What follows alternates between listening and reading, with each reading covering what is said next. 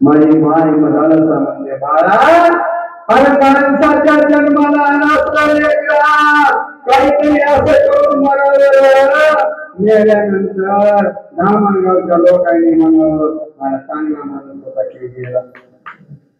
आमच्या गावाच्या शेजारी एक पिलाड होत मलेरावची दररोज पिऊन याचं रस्त्यानं म्हणायचं या म्हणून या काय काच्या कशाला सगळं गाव कटाळलं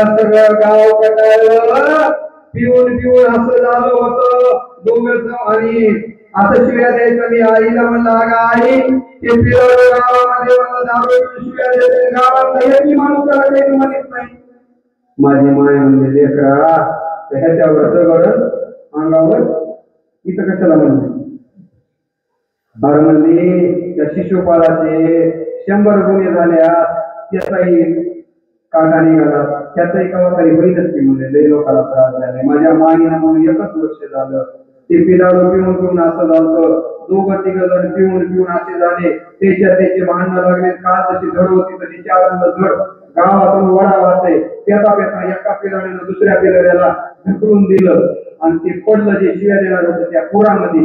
आमच्या गावाच्या खाली शेजारी तळ आहे त्या तळ्यामध्ये त्याचं मुलं दुसऱ्या दिवशी बाया